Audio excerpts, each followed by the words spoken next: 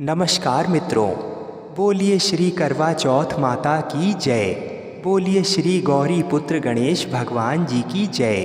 बोलिए श्री शंकर पार्वती भगवान जी की जय। आज करवा चौथ के दिन मैं आपको सुना रहा हूँ करवा चौथ व्रत की संपूर्ण चारों कथाएं। एक साहूकार था जिसके 7 बेटे और एक बेटी थी। सातों भाई व बहन एक साथ बैठकर भोजन करते थे।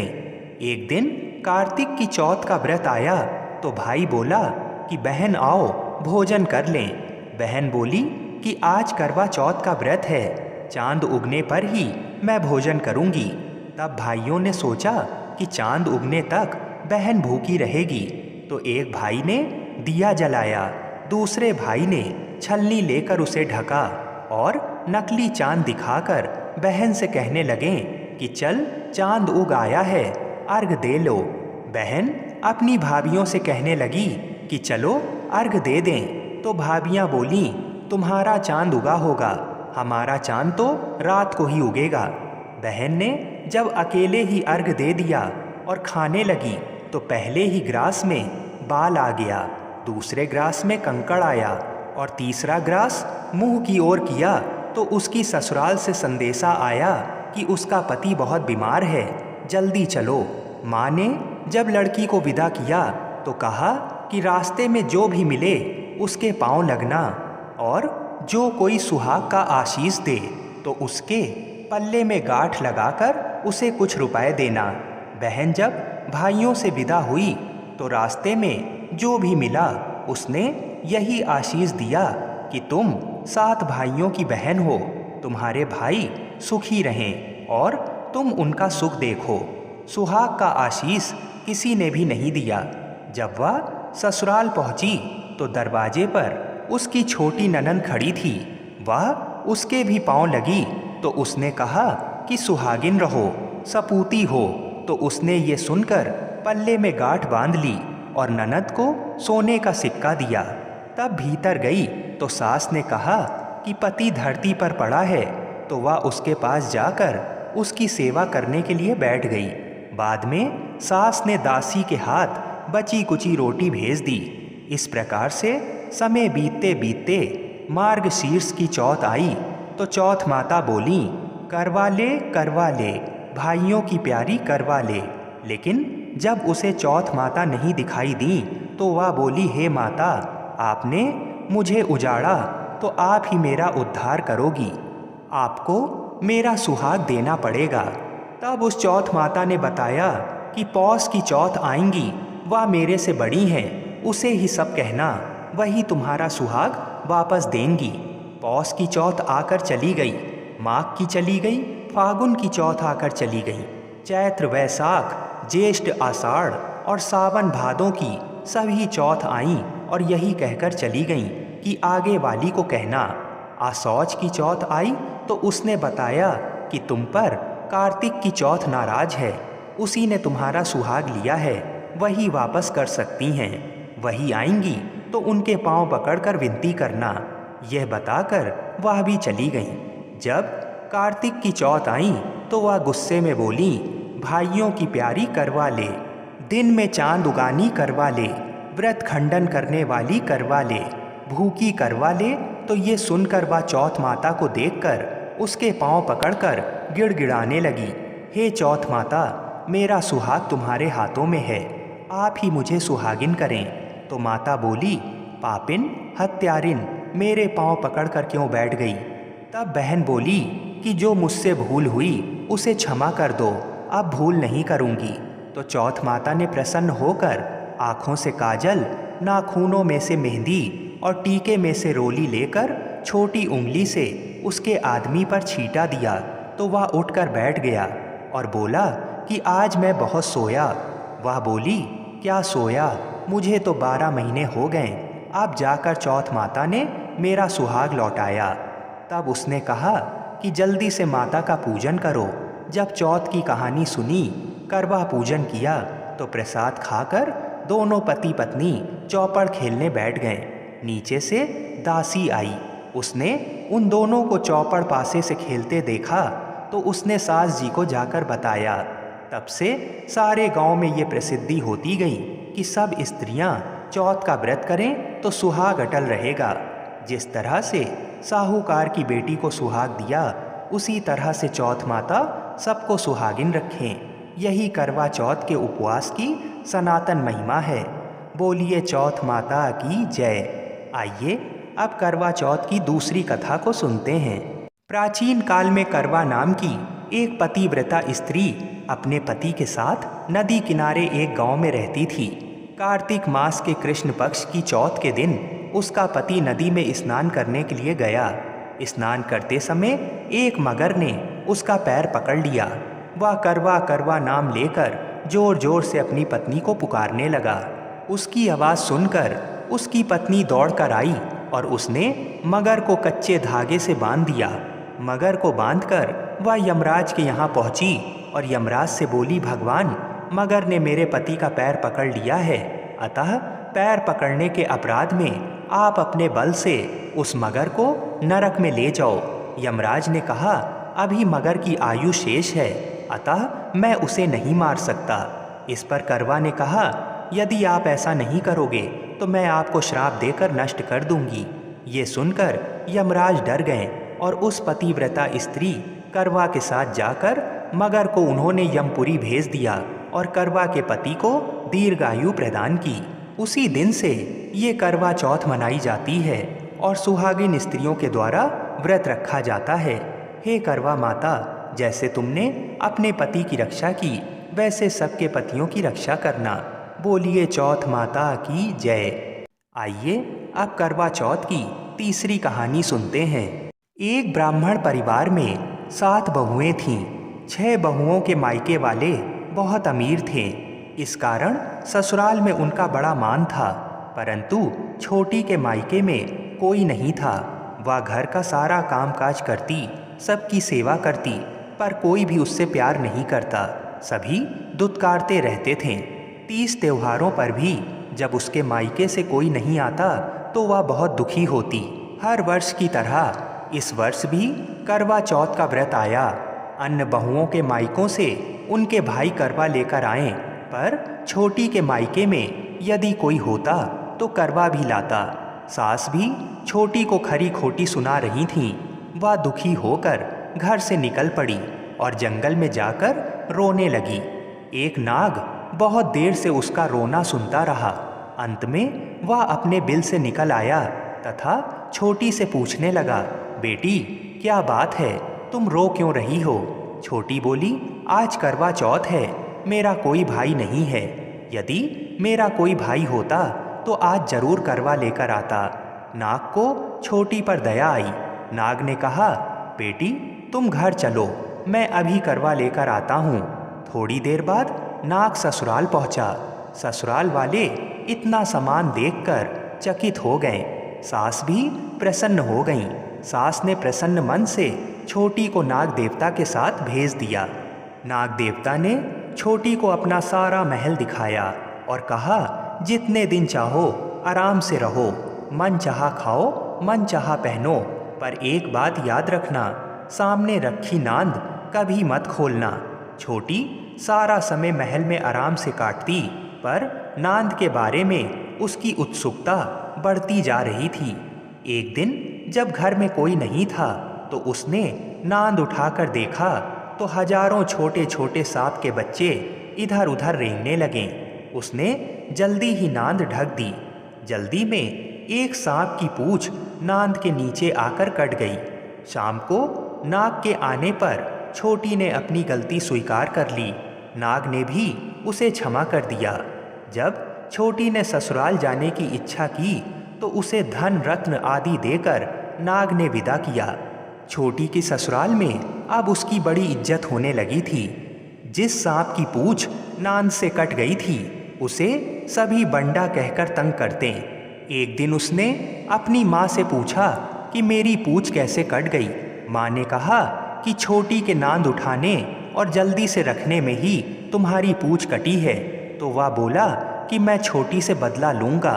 माँ के बहुत समझाने पर भी वह एक दिन चुपचाप छोटी के घर जा छुपा और मौका पाकर उसे काटने की सोचने लगा।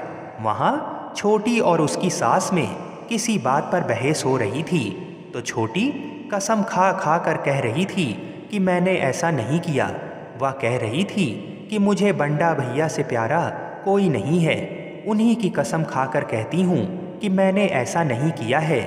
बंडा ने जब सुना तो सोचने लगा कि जो मुझसे इतना प्यार करती है मैं उसे ही काटने आया हूँ।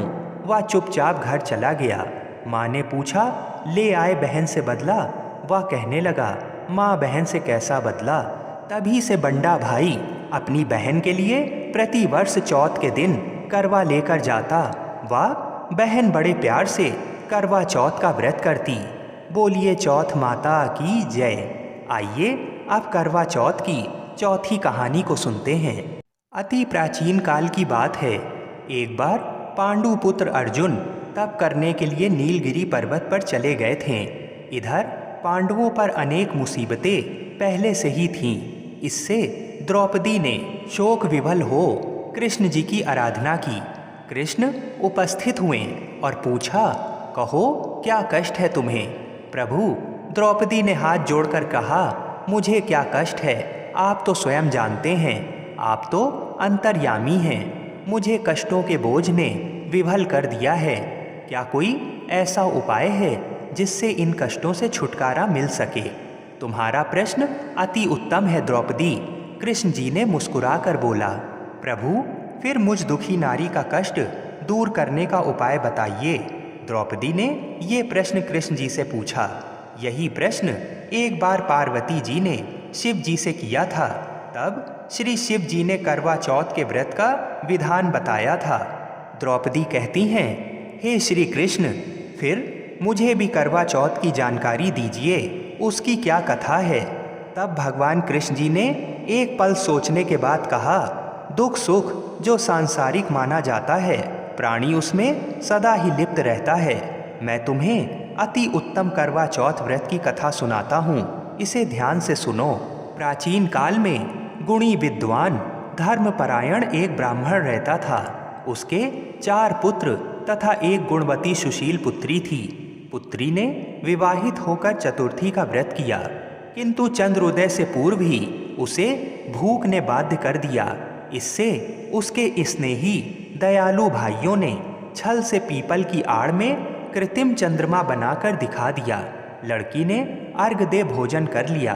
भोजन करते ही उसके पति की हृदय गति बंद हो गई। इससे दुखी हो उसने अन्न जल त्याग दिया। उसी रात्रि में इंद्राणी भू विचरण करने आई। ब्राह्मण पुत्री ने उससे अपने दुख का कारण पूछा। इंद्राणी ने बताया, तुम्हें करवा चौथ व्रत में चौथ दर्शन से पूर्व भोजन कर लेने से ये कष्ट मिला है। तब उस लड़की ने अंजलि बांधकर विनय की कि इससे मुक्त होने का कोई उपाय बताइए। इस पर इंद्राणी ने कहा, यदि तुम विधि पूर्वक अगली करवा चौथ का व्रत करो तो तुम्हारे पति पुनर्जीवित हो जाएंगे। कन्या ने ऐसा करने का वचन दिया तो उसका पति स्वस्थ हो गया। इस पर उस कन्या ने वर्ष भर प्रत्येक चतुर्थी का व्रत किया और अनंत अखंड सुहाग प्राप्त किया। श्री कृष्ण जी ने कहा, हे द्रौपदी, यदि तुम इस व्रत को करोगी तो तुम्हारे सभी संकट कट जाएंगे। इस प्रकार द्रौपदी ने ये व्रत किया और पांडव सभी क्षेत्र में विजय हुए। इस प्रकार सौभाग्य, पुत्र पौत्रादि और धन्य धान की इच्छुक स्त्रियों को ये व्रत विधि पूर्वक करना चाहिए। इस व्रत में भगवान शंकर की आरती की जाती है और चौथ माता की भी आरती की जाती है। साथ ही साथ भगवान गणेश की आरती भी अवश्य करें। बोलो चौथ माता की जय। आइए अब चौथ माता की कथा को सुनते हैं। इस कथा को सुनने से ही व्रत पूर्ण माना जाता है तथा समस्त मनोकामनाएं भी पूर्ण होती हैं। तो इन कथाओं को बड़ी ही श्रद्धा और प्रसन्न चित्त मन से पूरा अवश्य सुनिएगा। एक नगर में एक बूढ़ी माँ रहती थी। वह अपने बेटे की सलामती के लिए 12 महीनों की चौथ का व्रत करती थी। हर चौथ को पंसारी से थोड़ा सा गुड़ और घी लाकर 4 लड्डू बनाती, एक बेटे को देती, एक से पूजा करती, एक हथकार के लिए निकालती और एक चांद उगने पर खुद खा लेती थी। एक बार उसका बेटा ताई से मिलने गया। ताई ने वैसाखी चौथ का व्रत रखा था। ताई से पूछा, माँ तो 12 चौथ रखती है। ताई बोली, तेरी माँ तेरी कमाई से तर माल खाने के लिए 12 चौथ रखती है। तू परदेश जाए तो वह एक भी चौथ नहीं करेगी। लड़के को लगा ताई सच कह रही हैं। घर आकर माँ से कहा, मैं परदेश जा रहा हूँ, यहाँ तू मेरी कमाई खाने पीने में ही उड़ा देती है। माँ ने समझाकर उसे रोकना चाहा, पर बेटा नहीं माना। माँ ने उसे साथ ले जाने के लिए चौथ माता के आंखें दिए और कहा, मुसीबत में ये आंखें तेरी मदद करेंगे। वह आंखें लेकर रवाना हो गया। घूमते हुए एक नगर में पहुंचा। उसने देखा एक बूढ़ी माँ रोती जा रही है और पुआ बनाते जा रही है। उसने कारण पूछा तो बूढ़ी माँ ने कहा, बेटा इस नगर की पहाड़ी पर एक दैत्य रहता है। पहले वह नगर में आकर कई लोगों को खाने के लिए मार देता था। अब राजा हर घर से एक आदमी दैत्य के पास भेजता है और आज मेरे बेटे की बारी है, इसलिए मैं रो रही हूँ और उसी के लिए पुए बना रही हूँ। वह बोला, तू पुए मुझे खिला दे, तेरे बेटे की जगह मैं चला जाता हूँ। बूढ़ी माँ ने खीर पुए उसे खिला दिए। खा पी कर वह सो गया। रात को राजा के सैनिक आए तो बूढ़ी माँ ने उसे भेज दिया। दैत्य के सामने पहुँचने पर उसने चौथ माता के आंखें दैत्य की तरफ फेंक कर कहा, हे चौथ माता, यदि मेरी माँ मेरी सलामती के लिए व्रत करती है तो दैत्य का सिर कटकर गिर जाए। फिर तुरंत दैत्य का सिर कट गया। लड़का वापस आ गया। राजा ने उसे उपहार देकर विदा किया। चलते चलते वह एक दूसरे राजा के नगर में पहुंचा। इस राज्य में आवा तभी पकता था जब एक इंसान की बलि दी जाती थी। सिपाहियों ने उसे पकड़कर आवे में चुन दिया। लड़के ने आंखें आवे में डाला और कहा, हे चौथ माता, यदि मेरी माँ मेरे लिए व्रत करती है तो आवा मेरी बलि लिए बिना ही झट से पक जाए। ऐसा कहते ही आवा तुरंत पक गया। आवे में से मिट्टी की जगह सोने चांदी के बर्तन निकले। अंदर से लड़का बोला, बर्तन धीरे धीरे निकालना, मुझे लग नहीं जाए। राजा ने उसे निकलवाया और पूछा, इस आवे से तुम बच कैसे गए? लड़के ने बताया कि उसकी माँ चौथ माता का व्रत करती है, व्रत के कारण ही वह बच पाया है। राजा को तब विश्वास नहीं हुआ। उसने एक चांदी की सुराही मंगवाई और कहा कि सुराही की नली से निकल कर दिखाओ, तभी मुझे विश्वास होगा। लड़के ने चौथ माता को याद करके आंखें सुराही में डालें और कहा, मैं भंवरा बनूं, सुराही से निकलूं। लड़का तुरंत भंवरा बनकर सुराही से निकल गया। तब राजा ने खुश होकर राजकुमारी की शादी उसके साथ करवाई और सभी लोगों को चौथ माता का व्रत करने को कहा। उसे माँ की याद आई। उसने राजा के पास जाकर खुद के नगर जाने की इच्छा जाहिर की। राजा ने रथ, घोड़ा, हाथी और खूब सारा दान दहेज देकर उन्हें विदा किया। चौथ के दिन वह अपने नगर पहुंचा। वह अकेला पंसारी के यहाँ माँ का इंतजार करने लगा। सोचा, चौथ है तो माँ यहाँ जरूर आएंगी। थोड़ी देर बाद लकड़ी टेकती हुई माँ आती दिखीं। उसकी माँ की आंखों में जाले आने के कारण दिखना कम हो गया था।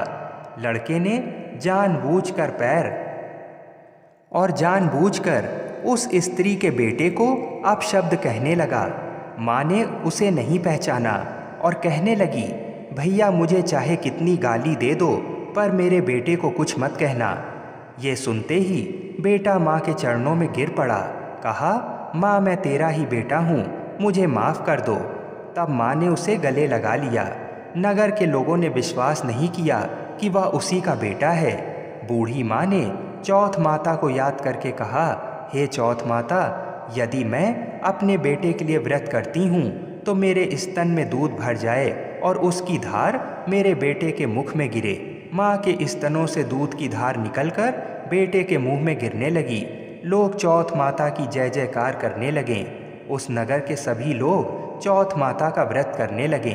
हे चौथ माता, जैसा बूढ़ी माँ और उसके बेटे की सहायता की, वैसे हमारी भी करना। कहानी कहने, सुनने और हुंकारा भरने वालों पर अपनी कृपा करना। बोलिए चौथ माता की जय। आइए अब गौरी पुत्र गणेश भगवान जी की बहुत ही सुंदर कथा सुनते हैं। एक बार गणेश जी एक लड़के का वेश धरकर नगर में घूमने निकले। उन्होंने अपने साथ में चुटकी भर चावल और चुल्लू भर दूध ले लिया। नगर में घूमते हुए जो भी मिलता उसे खीर बनाने का आग्रह करते थे। बोलते, माई खीर बना दे। लोग सुनकर हंसते। बहुत समय तक घूमते रहे मगर कोई भी खीर बनाने को तैयार नहीं हुआ। किसी ने ये भी समझाया कि इतने से सामान से खीर नहीं बन सकती, पर गणेश जी को तो खीर बनवानी ही थी। अंत में एक गरीब बूढ़ी माँ ने उन्हें कहा, बेटा चल मेरे साथ चल, मैं तुझे खीर बनाकर खिलाऊंगी। गणेश जी उसके साथ चले गए। बूढ़ी अम्मा ने उनसे चावल और दूध लेकर एक बर्तन में उबालने के लिए चढ़ा दिए।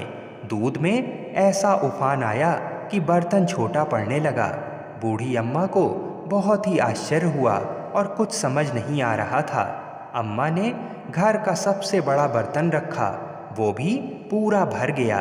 खीर बढ़ती ही जा रही थी, उसकी खुशबू भी चारों ओर फैल रही थी। खीर की मीठी मीठी खुशबू के कारण अम्मा की बहू के मुंह में पानी आ गया। टोरी में खीर निकाली और दरवाजे के पीछे बैठकर बोली, ले गणेश तू भी खा मैं भी खाऊं, और खीर खा ली। बूढ़ी अम्मा ने बाहर बैठे गणेश जी को आवाज़ लगाई, बेटा तेरी खीर तैयार है, आकर खा ले। तब गणेश जी बोले, अम्मा तेरी बहू ने भोग लगा दिया, मेरा पेट तो भर गया, खीर तू गांव वालों को खिला दे। बूढ़ी अम्मा ने गांव वालों को निमंत्रण देने गई। सब हंस रहे थे। अम्मा के पास तो खुद के खाने के लिए कुछ है नहीं, पता नहीं गांव को कैसे खिलाएगी। पर फिर भी सब आए। बूढ़ी अम्मा ने सबको पेट भर खीर खिलाई। ऐसी स्वादिष्ट खीर उन सभी ने आज तक नहीं खाई थी। सभी ने तृप्त होकर खीर खाई, लेकिन फिर भी खीर खत्म नहीं हुई, भंडारा भरा ही रहा। हे गणेश जी महाराज, जैसे खीर का भगोना भरा रहा, वैसे ही हमारे घर का भंडार भी सदा भरे रखना। बोलिए गणेश जी महाराज की जय। बोलिए श्री शंकर पार्वती भगवान की जय। आइए अब गणेश चतुर्थी की व्रत कथा को सुनते हैं। एक बार महादेव जी पार्वती जी सहित नर्मदा के तट पर गए। वहाँ एक सुंदर स्थान पर पार्वती जी ने महादेव जी के साथ चौपड़ खेलने की इच्छा व्यक्त की। तब शिव जी ने कहा, हमारी हार जीत का साक्षी कौन होगा। तब पार्वती जी ने तत्काल वहाँ की घास के तिनके बटोर कर एक पुतला बनाया और उसमें प्राण प्रतिष्ठा करके उससे कहा, बेटा हम चौपड़ खेलना चाहते हैं, किंतु यहाँ हार जीत का साक्षी कोई नहीं है, अतः खेल के अंत में तुम हमारी हार जीत के साक्षी होकर बताना कि हम में से कौन जीता और कौन हारा। खेल आरंभ हुआ। दैव योग से तीनों बार पार्वती जी ही जीतीं। अब अंत में बालक से हार जीत का निर्णय कराया गया तो उसने महादेव जी को विजय बताया। परिणाम के स्वरूप पार्वती जी ने क्रुद्ध होकर उसे एक पांव से लंगड़ा होने और वहाँ के कीचड़ में पड़ा रहकर दुख भोगने का श्राप दे दिया। बालक ने विनम्रता पूर्वक कहा, माँ मुझसे अज्ञानवश ऐसा हो गया है, मैंने किसी कुटिलता या द्वेष के कारण ऐसा नहीं किया है, मुझे क्षमा करें तथा श्राप से मुक्ति का उपाय बताएं। तब ममता रूपी माँ को उस पर दया आ गई और वो बोली, यहाँ नाग कन्याएं गणेश पूजन करने आएंगी, उनके उपदेश से तुम गणेश व्रत करके मुझे प्राप्त करोगे। इतना कहकर वे कैलाश पर्वत पर चली गईं। एक वर्ष बाद वहाँ सावन में नाग कन्याएं गणेश पूजन के लिए आईं। नाग कन्याओं ने गणेश व्रत करके उस बालक को भी व्रत की विधि बताई। तत्पश्चात बालक ने 12 दिन तक श्री गणेश जी का व्रत किया। तब गणेश जी ने उसे दर्शन देकर कहा, मैं तुम्हारे व्रत से प्रसन्न हूँ, मनोवांछित वर मांगो। बालक बोला, भगवान मेरे पाँव में इतनी शक्ति दे दो कि मैं कैलाश पर्वत पर अपने माता पिता के पास पहुँच सकूँ और वे मुझ पर प्रसन्न हो जाएं। गणेश जी तथास्तु कहकर अंतर ध्यान हो गए। बालक भगवान शिव के चरणों में पहुंच गया। शिव जी ने उससे वहां तक पहुंचने के साधन के बारे में पूछा। तब बालक ने सारी कथा शिव जी को सुना दी। उधर उसी दिन से अप्रसन्न होकर पार्वती जी शिव जी से भी विमुख हो गई थीं। तदुपरांत भगवान शंकर ने भी बालक की तरह 21 दिन पर्यंत श्री गणेश जी का व्रत किया, जिसके प्रभाव से पार्वती जी के मन में स्वयं महादेव जी से मिलने की इच्छा जागृत हुई। वे शीघ्र ही कैलाश पर्वत पर आ पहुंचीं। वहां पहुंचकर पार्वती जी ने शिव जी से पूछा, भगवान, आपने ऐसा कौन सा उपाय किया जिसके फलस्वरूप मैं आपके पास भागी भागी आ गई हूँ। शिव जी ने गणेश व्रत का इतिहास उनसे कह दिया। तब पार्वती जी ने अपने पुत्र कार्तिकेय से मिलने की इच्छा से 21 दिन पर्यंत 21-21 की संख्या में दूर्वा पुष्प तथा लड्डुओं से गणेश जी का पूजन किया। 21वें दिन कार्तिकेय स्वयं ही पार्वती जी से आ मिले। उन्होंने भी माँ के मुख से इस व्रत का महात्म्य सुनकर व्रत किया। कार्तिकेय जी ने यही व्रत विश्वामित्र जी को बताया। विश्वामित्र जी ने व्रत करके गणेश जी से जन्म से मुक्त होकर ब्रह्म ऋषि होने का वर मांगा। गणेश जी ने उनकी मनोकामना पूर्ण की। ऐसे हैं श्री गणेश जी, जो सबकी कामनाएं पूर्ण करते हैं। आइए अब मनोकामनाओं को पूरी करने वाली गणेश चतुर्थी की दूसरी कथा को सुनते हैं। एक बार महादेव जी स्नान करने के लिए भोगावती गए। उनके जाने के पश्चात पार्वती जी ने अपने तन के मैल से एक पुतला बनाया और उसका नाम गणेश रखा। पार्वती ने उससे कहा, हे पुत्र, तुम एक मुग्दल लेकर द्वार पर बैठ जाओ। मैं भीतर जाकर स्नान कर रही हूँ। जब तक मैं स्नान ना कर लूँ तब तक तुम किसी भी पुरुष को भीतर मत आने देना। भोगावती में स्नान करने के बाद जब भगवान शिव जी आए तो गणेश जी ने उन्हें द्वार पर रोक लिया। इसे शिव जी ने अपना अपमान समझा और क्रोधित होकर उनका सिर धड़ से अलग करके भीतर चले गए। पार्वती जी ने उन्हें नाराज देखकर समझा कि भोजन में विलंब होने के कारण महादेव जी नाराज हैं। इसलिए उन्होंने तत्काल 2 थालियों में भोजन परोसकर शिव जी को बुलाया।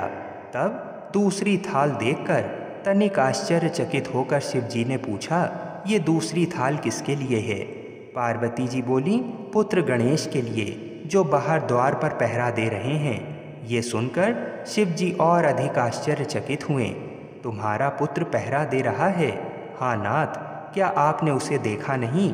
देखा तो था, किंतु मैंने तो अपने रोके जाने पर उसे कोई उद्दंड बालक समझकर उसका सिर काट दिया। ये सुनकर पार्वती जी बहुत दुखी हुईं। वे विलाप करने लगीं। तब पार्वती जी को प्रसन्न करने के लिए भगवान शिव ने एक हाथी के बच्चे का सिर काटकर बालक के धड़ से जोड़ दिया। पार्वती जी इस प्रकार पुत्र गणेश को पाकर बहुत प्रसन्न हुईं।